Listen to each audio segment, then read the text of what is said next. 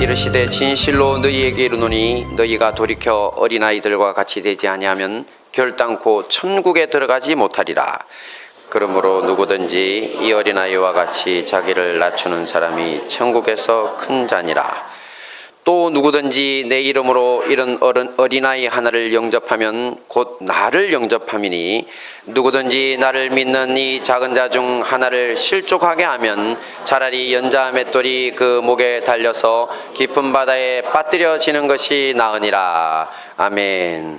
네, 오늘은 어린이 비유로 배우는 세 가지 교훈이라는 말씀으로 함께 은혜를 나누도록 하겠습니다.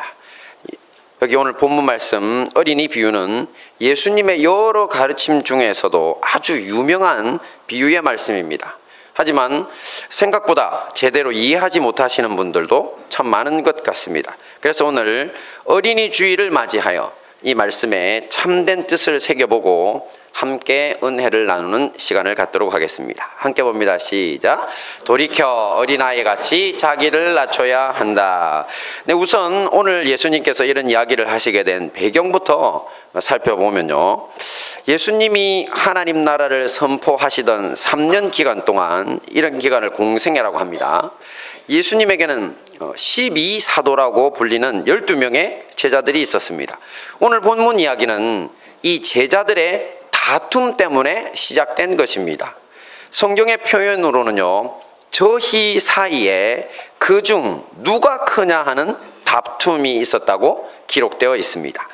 요한복음을 제외한 마태, 마가, 누가 세 복음서에서 이런 제자들의 다툼을 상세히 기록하고 있는 것으로 보아 제자들은 예수님을 따라다니던 3년 공생의 기간 동안 자주 이렇게 자신들이 더 대단한 사람이라고, 저기 누가 크냐는, 어린이 여러분, 키가 더 크냐는 싸움이 아닙니다. 네, 누가 더 대단하냐고 하는 그런 싸움을 열심히 12사도들끼리 했던 것 같습니다. 자, 이런 제자들을 위해 오늘 예수님은 한 어린아이를 데려다가 세우시고 또 안으시면서 제자들에게 말씀하십니다. 함께 봅니다. 시작. 누구든지 이 어린아이와 같이 자기를 낮추는 그이가 천국에서 큰 자니라. 네, 예수님은 어린아이와 같이 자기를 낮추는 사람이 크다고 합니다. 내가 높다고 대단하다고 싸우고 다투는 사람이 큰 사람이 아니라고 합니다. 하지만 우리의 경험을 통해서 일단 먼저 보면요, 일반적으로 예수님이 예로 드신 이 어린아이들은요, 자기를 낮추지 않습니다. 오히려 별 것도 아닌 일에 아는 것도 별로 없으면서 자기가 맞다고, 아니면 자기가 더 잘났다고 늘 다툽니다. 그리고 때론 말이 안 통하면 주먹질을 하고 치고받고 싸우는 모습이 자주 보이는데, 이런 모습이 더 정상적인 모습입니다. 어떻게 보면 예수님의 12사도들과 별 다를 바 없는 친구들이 어린아이들이라는 것입니다. 그런데도 예수님은 어린아이들이 자기를 낮춘다고 말씀하십니다. 그게 뭐 때문에 그렇다고요? 네, 바로 자기들끼리는 몰라도 자신의 부모님 앞에서만은 자기가 좀 낮은 자라고, 자기보다 부모님이 훨씬 대단하다고 생각하기 때문입니다. 우리 아이들은요, 나이가 어리면 어릴수록 자신의 부모님이 세상에서 제일 위대하다고 생각합니다. 우리 아빠, 엄마가 힘도 제일 세고 제일 잘생겼고 예쁘고요, 또 제일 똑똑합니다. 네, 아이들에게는 이렇게 대단한 존재들이다 보니 부모님이, 아이들은 자기도 부모님처럼 되려고 그렇게 부모님 흉내를 열심히 내는 것입니다. 어린아이들 입에 그냥 계속 립스틱 바른다고 혼내지 마시고, 아, 나를 존경하니까 이렇게 하는구나 이렇게 생각하면 좋겠습니다. 자, 그러므로 하나님 나라에서 위대하고 크다는 것은 자녀된 우리가 하나님 아버지 앞에서 겸손히 자신을 낮추는 사람이 되어야 한다는 말입니다. 그렇게 낮추면 낮출수록 하나님 나라에서는 크고 위대한 사람으로 인정받는 것입니다. 하지만 이 반대의 경우가 참 문제입니다. 자, 겸손의 반대를요, 우리가 하나님 앞에 낮추는 걸 겸손이라고 하면 반대말이 교만이나 오만이라고 부르는데, 여러분 교만과 오만의 차이를 아십니까? 네, 우리 국어 문법을 제가 자세히 한번 찾아봤거든요. 봤더니만 교만은 잘 잘난 체하고 우쭐거릴 때 씁니다. 오만은요, 네, 잘난 체 우쭐됨에 더해가지고요, 플러스 시켜가지고요, 남을 업신여기기까지 하는 것을 오만이라고 합니다. 아주 오만에 좋은 사례가 하나 있습니다. 예. 네, 최근 이 대한항공 사주 가문인 한진가 조양호 회장의 가족들이 보이는 행태가 바로 전형적인 오만이라고 생각하시면 됩니다. 사람들을 무시해서 막 출발한 비행기도 돌리고요, 또 그리고 회의하다가 괴성을 지르며 물컵도 던지고, 또 직원들에게 욕하고 행패를 부리는 것도 모자라서 또 요즘 보니까 국법도 무시하더라고요. 그죠? 그래서 대한항공을 이용해서 지금 밀수까지 했다는 혐의도 받고 있습니다. 잘난 체를 넘어 모두를 무시해서 그렇게 된 것입니다. 오만이라고 부릅니다. 이렇게 교만하고 오만한 사람들은 자기 자신의 견해를 절대화합니다. 무조건 자기만 위대한 사람이고 자신의 결정만 옳다는 것입니다. 하나님의 뜻도 자기와 다르면 바뀌어야 합니다. 이 사람들에게는 어떻게 해서든 자기의 뜻을 이루고자 하는 사람들이 바로 교만하고 오만한 사람들인 것입니다. 자, 2차 세계대전 당시에 인류 역사상 단일 전투로 가장 많은 사망자를 낸 스탈린그라드 전투라는 것이 있습니다. 원래 스탈린그라드는 당시 2차 세계대전 당시 소련의 지도자였던 스탈린 이름 똑같죠? 스탈린의 이름을 딴 소련의 중공업 도시였습니다. 당시 소련은 연합군의 일원으로 참가했기 때문에 영국과 미국의 원조를 받을 수 있었습니다. 하지만 독일은 전쟁이 장기화되면서 불리한 입장에 놓이게 됩니다. 그래서 당시 독일의 독재자 히틀러는 소련 전체는 아니더라도 소련의 군수 공장을 파괴하고 당시 또 소련의 지도자였던 스탈린의 이름이 붙은 저 도시라도 점령해가지고 상징적인 승리라도 얻고 싶어 했습니다. 히틀러가. 하지만 스탈린 역시 같은 이유로 자기 이름이 들어간 도시를 빼앗기고 싶지 않았습니다. 그래서 이 두 독재자, 유명한 독재자들이죠. 히틀러, 스탈린. 이 두 독재자가 이제 자존심을 걸고 이제 저기 스탈린그라드에서 붙었습니다. 총력을 다했습니다. 양국 지도자들의 자존심 싸움의 결과는요, 실로 참담했습니다.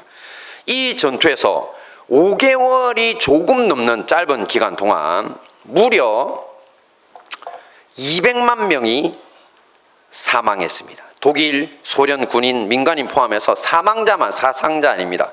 죽은 사람만 200만. 이것을 하루 단위로 제가 계산기를 들고 계산을 해봤더니만 매일 1만 2천여 명이 죽어나가는 겁니다. 매일 1만 2천여 명. 네. 3년 1개월간의 전쟁으로 150만 명의 사망자가 난 우리나라의 6.25 전쟁도 참혹하다고 난린데, 그죠? 3년 1개월 동안 150만의 사망자를. 참, 그런데 그것과 비교해보면 지금 이 스탈린그라드 전투의 참상이 어땠는지를 짐작할 수 있습니다. 이렇게 독일의 독재자였던 히틀러와 소련의 독재자 스탈린의 이 오만과 독선으로 인해서 무명의 병사들과 민간인들만이 엄청난 희생을 치르고 말았습니다. 이런 일은 단적인 예일 뿐 세상 나라의 역사 속에서 인류는 이런 교만하고 오만한 사람들로 인해서 수많은 희생을 치러야 했고, 지금도 이런 일들은 진행형입니다. 계속 자행되고 있다는 것입니다. 하지만 하나님 나라도 마찬가지입니다. 하나님보다 자기를 높이는 지도자와 성도들이 나타나기 시작하면 무너지기 시작합니다. 에덴 동산에서 인류가 저지른 최초의 범죄가 바로 하나님같이 되려고 하던 교만이었다는 것을 기억하셔야 합니다. 그래서 예수님은 자기를 높이는 교만한 태도로 싸우고 있는 제자들에게 말씀하시는 겁니다. 시작. 가라사대 진실로 너희에게 이르노니 너희가 돌이켜 어린아이들과 같이 되지 아니하면 결단코 천국에 들어가지 못하리라. 네, 여기서 천국은 문맥상 우리의 사후에 이루어지는 영원한 천국이 아닙니다. 현재 우리의 삶이 하나님 나라, 하나님의 백성으로서 하나님의 통치를 받는다는 것을 일컫는 말이고요. 그리고 여기 돌이켜라는 단어의 헬라어 원어는요, 스트레포라고 하는 단어입니다. 이 단어는 우리 성경에서 성도들이 돌이켜 하나님을 배신했다거나 아니면 하나님도 이제 그 사랑하시던 이스라엘을 버려 그들의 악 때문에 저버려 버리는 경우 등 마음이 완전히 바뀌는 경우를 돌이켰다고 합니다. 네. 그리고 또한 물이 피로 변했다고 계시록에 나와 있는데, 그때 물이 피로 변하는 물질의 성질이 완전히 본성이 바뀌는 것을 돌이켜, 여기서는 스트레포라고 하는 단어를 그대로 썼습니다. 그러니 우리가 돌이켜 어린아이들과 같이 된다라는 것은요, 대충 따라하려는 정도가 아니라 아예 마음을 완전히 바꾸고요, 또 물리적으로도 완전히 새 사람이라고 할 만큼 바뀌어야 한다는 것입니다.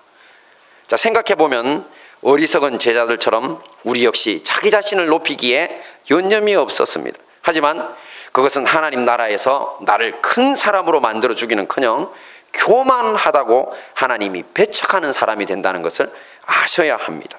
하지만 우리가 어린아이와 같이 부모 대신 하나님을 높이고 그 앞에서 겸손한 태도를 가지게 되면 우리는 진정으로 하나님 나라에서 큰 사람이 될 수 있습니다. 여기에 희망이 있습니다. 네, 다시 봅니다. 시작. 작은 자들을 영접해야 한다. 예수님은 말씀하십니다. 시작.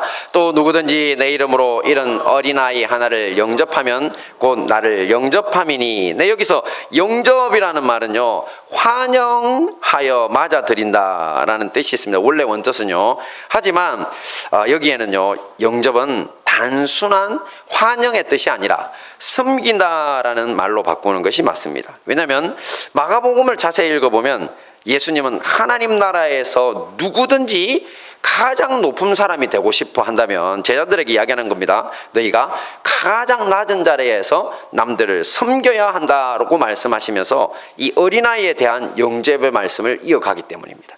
그러니까 어린아이들을 영접한다는 건 어린아이를 섬겨야 한다는 이야기죠. 자, 또한 예수님은 이 영접이라고 하는 말에서 굉장히 재밌기도 하고 의미심장한 말씀을 하시는데, 한번 봅니다. 시작. 누구든지 내 이름으로 이런 어린아이 하나를 영접하면 곧 나를 영접하며 누구든지 나를 영접하면 나를 영접함이 아니요 나를 보내신 이를 영접함이니라. 네, 혹시 여러분들 역사 드라마 같은 곳에서 어명이요 하는 장면이 기억나실 겁니다. 기억나시죠? 근데 그때 보면 왕의 전령이 왔을 때 이 어명을 받던 사람의 반응이 어떻습니까? 바로 방에서 마당으로 후다닥 뛰쳐나와서 엎드리거나 아니면 때로 의복을 제대로 잘 갖춰입고 지금 그 자료화면처럼 나와서 맨 땅에 무릎을 꿇고 왕이 보낸 사자 앞에 딱 엎드립니다. 자, 이런 어명을 받는 사람들은 대부분 왕의 신하들로서요, 출신이 아주 고위직에 있던 사람들입니다. 반면 왕이 저렇게 보낸 사람들의 계급은요, 아무리 높아도 중하급 공무원 이상은 아닐 것입니다. 그럼에도 불구하고 자기보다 지위가 낮은 사람 앞에 엎드리고 왕이 친히 오신 것처럼 아주 정중하게 대합니다. 심하게는요, 이 사람들이 죽으라고 내미는 사약까지도 받아 마시고 죽습니다. 자, 오늘 말씀 속에서 예수님이 말씀하시는 것이 바로 이것입니다. 바로 예수님은 하나님이 보내셨고 어린아이는 우리에게 왕이신 예수님이 보낸 왕의 전령이라는 것입니다. 그러니 우리는 아이들을 맞을 때 왕이신 예수님을 섬기듯 맞아야 한다는 것입니다. 또한 예수님이 보내신 전령은 어린아이에 국한되는 것도 아닙니다. 마태복음 25장에는요, 예수님이 새 하늘과 새 땅의 왕으로 다시 오시는 날에 성도들을 양과 염소로 나누어서 상을 주시고 벌을 주시는 심판의 장면이 나옵니다. 이때 이들의 상벌을 나누는 기준은 다름 아닌 먹을 것과 마실 것이 없어 줄이고 또 헐벗고 병들고 억울하게 감옥에 갇힌 약자들에 대한 섬김과 관련이 있습니다. 함께 봅니다. 시작. 내가 진실로 너희에게 이르노니 이 지극히 작은 자 하나에게 하지 아니한 것이 곧 내게 하지 아니한 것이니라. 저희는 영벌에 의인들은 영생에 들어가리라. 그렇습니다. 이런 지극히 작은 자, 다른 성경에는 소자라고도 써뒀습니다. 곧 약자들이 예수님의 전령이었다는 것입니다.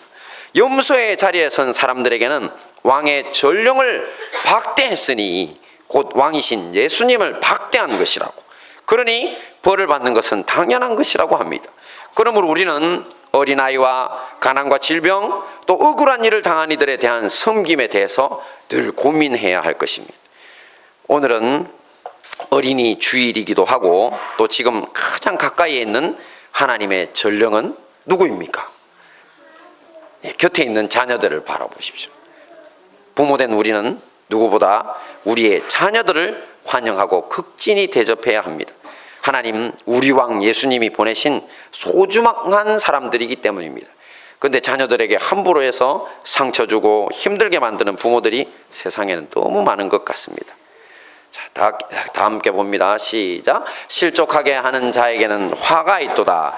또 예수님은 말씀하십니다. 시작. 누구든지 나를 믿는 이 작은 자 중 하나를 실족하게 하면 차라리 연자 맷돌이 그 목에 달려서 깊은 바다에 빠뜨려지는 것이 나으니라. 네, 이것은 어린아이들에 대해서 신체적 정서적 학대로 씻을 수 없는 상처를 주거나 또 잘못된 가르침으로 이용하는 죄를 짓는 사람들에 대한 경고의 말씀입니다. 많은 분들이 어린아이를 실족하게 하느니 차라리 이렇게 바다에 빠뜨리는 것이 낫다는 이런 식의 무서운 오해를 하시는데 절대 아닙니다. 이것은 어린아이를 실족시킨 사람들이 저렇게 되는 게 차라리 낫다는 심판의 말씀입니다. 어린아이들은 아직은 그 자체로 약하기 때문에 남들의 말을 잘 믿습니다. 또한 어른들이 가지고 있지 않는 열정이 있습니다. 자, 우리 아이들 노는 것 보면 우리가 도저히 못 따라가잖아요. 그죠? 그래서 아빠들이 애들하고 놀다가 지친다고 정말 싫어하는 아빠들도 많이 있으십니다. 그건 왜냐하면 아이들은 지금 에너지가 넘쳐서 그래요. 열정이 있는 거죠. 자, 그렇기 때문에 또 사실은 잘못된 가르침에도 쉽게 큰 위험에 노출될 수 있습니다. 유엔이 2014년 7월에 발표한 분쟁지역 아동 실태 보고서에 따르면요, 2013년 한 해에만 약 4,000명 어린이들이 소년병으로 전장에 동원되어서 살해당하거나 성적인 학대를 당한 것으로 조사되었습니다. 이슬람 극단주의자들인 아프간의 탈레반이나 또 IS 같은 테러 단체들에서는 가난한 집안의 부모들을 설득하고 또 경제적으로 먹을 것, 또 살 집을 지원하여 주면서 코란을 가르친다는 명목하에 소년병들을 뽑고 있습니다. 그리고 이렇게 뽑은 아이들을 교육시키면서 자살 폭탄 테러로 순교하면 얼마나 영광스러운 일인지를 가르칩니다. 하나님의 축복을 받아 천국에서 72명의 미녀를 아내로 얻고요, 또 왕관과 금은 보화와 끊임없는 최상의 음식이 제공되고 또 지옥으로 가는 영원한 형벌을 면제받고 또 자신의 친척 70인의 죄는 용서할 수도 있게 된다는 등등 실제 말도 안 되는 이런 가문이설에 속아서 수많은 아이들이 자살 폭탄 조끼를 입고 터뜨려 엄청난 희생자를 내고 있습니다. 국제구호단체인 유니세프의 발표에 의하면요, 2014년부터 2017년 4월 약 2년 조금 넘는 기간 동안에요, 서부 중앙아프리카에서만, 세계 전체가 아닙니다, 117명의 어린이들이 자살 폭탄 테러에 동원되었다고 합니다. 인간 폭탄으로. 그리고 2016년 9월에는 터키에서 열린 한 결혼식장에서 IS가 보낸 어린이 한 12살에서 14살 정도로 추정합니다. 자살 폭탄 테러범이 폭탄 조끼를 터뜨려 버렸습니다. 그 자리에서 결혼식에 참석한 51명의 사람들이 사망하는 사건이 발생하기도 했습니다. 네, 말씀을 다시 한 번 더 보겠습니다. 시작. 나를 믿는 이 작은 자 중 하나를 실족하게 하면 차라리 연자 맷돌이 그 목에 달려서 깊은 바다에 빠뜨려지는 것이 나으니라. 네, 이렇게 어린아이들을 실족시킨 사람들에게는 차라리 연자 맷돌을 그 목에 달아서 깊은 바다에 빠뜨려지는 것이 더 나을 정도의 심판이 기다리고 있을 것이라는 것입니다. 자, 연자 맷돌은 그 무게가 많은 것은 2톤이나 되어 소나 말, 당나귀 같은 짐승들이 돌리지 않으면요 안 될 정도의 거대한 것입니다. 그리고 그들을 던져 넣는 바다도 그냥 바다가 아니라고 했습니다. 예수님은 깊은 바다로 나가서 그들의 목에 이런 거대 맷돌을 달아 던져 넣는다고 하는 겁니다. 그게 차라리 나을 거라고 하는데, 자, 저는 이 말씀을 볼 때마다 사실 이 장면이 생각이 납니다. 제가 해군에서 생존 훈련을 받던 당시가 바로 저런 장면입니다. 네, 그날따라 꼭 오늘처럼 비가 오락가락하고요. 오늘은 바람이 없지만 바람도 제법 많이 부는 컴컴한 날씨에 인근 바다에서 훈련을 받게 되었습니다. 해상에서. 자, 저는 그때 민간인처럼 이제 군인의 신분임에도 자, 비 오니까 바다에서 무슨 훈련을 할까 이렇게 생각하다가 끌려 나가서 그런지 그날따라 정말 더 힘들었습니다. 자, 훈련 중에는 배가 난파당했을 때를 가정해서 저렇게 배 위에서 바다를 향해 이제 떨어지는 그런 훈련이 있습니다. 근데 그때 우리 해군에서는 널빤지까지 길게 한 2, 3m 이상 걸어서 그 위를 이제 10m 높이에서 바다 속에서 이제 바다 속으로 뛰어내리라는 겁니다. 자, 모두 물 속에서 이런저런 훈련을 받다가 기운이 다 빠져가지고 다리가 후들후들합니다. 그리고 컴컴한 날씨에 흩뿌리는 비 때문에 이 걸어가는 저 널빤지가 어찌나 미끄러운지 가기도 전에 떨어질 것 같습니다. 또한 바람이 막 부니까 흔들거리죠. 제가 그때 느꼈던 이 당시의 상황은 최악이었습니다. 정말 어릴 때 읽었던 어느 해적 소설에서 이 바다의 반역자들을 빠뜨려 처형하는 장면이 기억났습니다. 네, 그렇게 해서 어떻게 제가 뒤뚱대뚱 안 떨어지게 조심해서 널빤지 끝에 서서 구호를 외치고 저런 모양으로 일자로 다리부터 떨어집니다. 일자로 뛰어내렸습니다. 자, 물속으로 붕덩. 예, 잠시 눈을 감았지만 본능적으로 눈을 뜨니까 몸이 가속이 붙어가지고 높은 데 떨어지잖아요. 그냥 쏜살같이 바다 밑으로 내려가는데 눈을 확 뜨니까 저 바다 밑이 새까만 겁니다. 제 마음속에 지옥으로 끌려가는 것 같더라고요. 그래가지고 그냥 수영이 없습니다. 그냥 온갖 팔다리를 다 허우적거려가지고 있는 힘껏 그냥 위로 저 빛을 향해서 막 기어 올라갔습니다. 네, 그래가지고 물 밖으로 팡 뛰어나왔는데 얼마나 힘을 많이 주고 빠져나왔던지 허벅지에 쥐가 났습니다. 정말 무섭더라고요. 정말 바다 밑은요, 보면 볼수록 지금도 제가 정말 한 번씩 어떤 일이 있어가지고 기억이 나면요, 소름이 돋으려고 그럽니다. 그만큼 무섭더라고요. 그런데 지금 그런 무서운 바다에 목에다가 2톤짜리 맷돌을 메고 더 깊고 깊은 바다로 가서 바다의 어둠 속으로 산채로 던져진다. 생각만 해도 끔찍한 일입니다. 하지만 이런 심판이 어린아이들을 실족시킨 사람들에게는 차라리 더 가벼운 심판이라고 할 만큼 큰 심판이 기다리고 있다는 것이 바로 예수님의 말씀의 요지인 것입니다. 그러므로 우리 행복한 다니엘 교회는 이런 실족시키는 사람들로부터 하나님의 나라를 지키고 또한 세상을 구원하는 사명을 감당해야 할 것입니다. 말씀을 정리하겠습니다. 어쩌다 보니 이렇게 좋은 어린이 주일에 환하고 밝은 말씀을 준비해야 하는데 전투에서 200만 명이나 죽고, 네, 또 어린이 자살 폭탄 테러에 또 무서운 심판 등 참 어두운 말씀만 전하게 된 것 같아서 심히 유감입니다. 하지만 우리 주님이 보시기에 그만큼 수많은 어른들이 잘못하고 있다는 것입니다. 그리고 이런 어른들로 인해서 어린아이들과 약자들이 고통받고 있기에 하나님이 한탄하시면서 이런 교훈의 말씀을 우리에게 주신 것입니다.